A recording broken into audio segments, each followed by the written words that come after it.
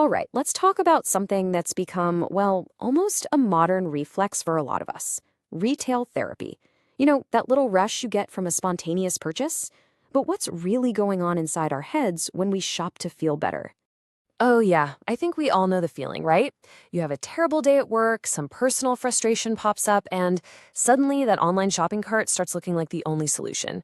And it feels like such a personal, individual impulse.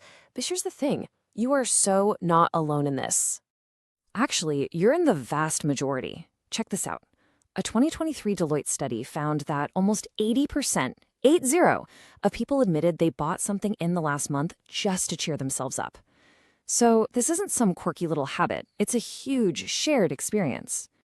Okay, so we all throw the term around, but what does retail therapy actually mean? Let's get a solid definition and find out where the phrase even came from. It's actually pretty simple. The key phrase here is primary purpose. See, you're not just buying a sweater because you're cold, you're buying it because the act of buying is the real goal. The purchase itself becomes the coping mechanism, the thing that's supposed to make you feel better, even if it's just for a little while. And what's really wild is that this is not some new TikTok trend. This quote, it's from the Chicago Tribune all the way back in 1986. That's when the term was first coined.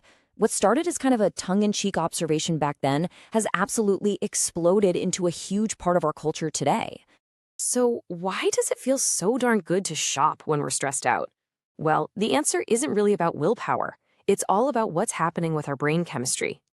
Okay, so think of your brain as having two competing systems. On one side, you've got the cool, calm, rational, cold system. That's the part making smart long-term plans. But on the other side, you've got this impulsive, emotional, hot system that just wants what it wants right now. And here's the kicker. Research shows that stress completely messes with this balance. It weakens your rational side and basically supercharges your impulsive side.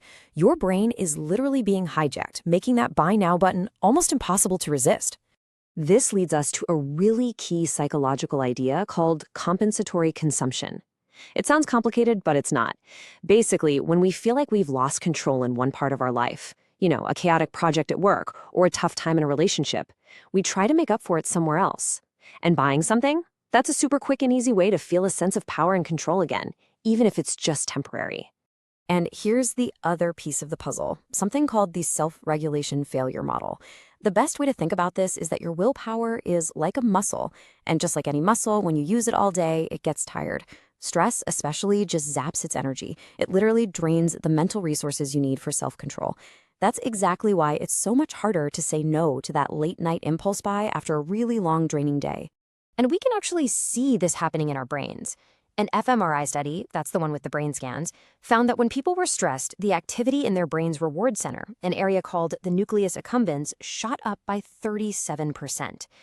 So it's not just that your brain is looking for a reward, it's been primed to feel that reward way more intensely. So here's the bottom line. When you buy something while you're stressed, your brain gets a real, measurable hit of dopamine. That's the feel-good chemical. And of course, it feels good. So your brain logs that feeling, and the very next time you're stressed, it remembers, hey, remember that easy fix? This creates a really powerful and sometimes addictive feedback loop that can be super hard to break. Okay, so the science explains why this happens. But what about the when? This is where the real power is. Figuring out your own personal triggers. The specific things that kick this whole cycle off for you. I mean, this quote from an article in Apartment Therapy just hits the nail on the head, doesn't it? The triggers aren't always these massive, life-changing disasters. A lot of the time, they're just the small, everyday frustrations that make us feel like we're not in control. The logic might be a little shaky, but that emotional pull, it is absolutely real. And while our own triggers feel so specific and personal to us, they usually fall into these bigger, common categories. Things like pressure at school, job insecurity, fighting with someone, or just general money stress. These are the kinds of universal pressures that can make us reach for the credit card. And this is where the so-called therapy part completely falls apart and turns into a pretty nasty cycle. Let's walk through it. Step 1, you feel anxious or stressed. So step 2, you make an impulse buy and you get that temporary relief. But then comes step 3, the part that gets us, the guilt, the buyer's remorse, the financial strain. And what does that lead to? Step 4, your anxiety actually gets worse, which, you guessed it, starts the whole cycle all over again. Okay, so we get the problem. It's a tough cycle. But here's the good news.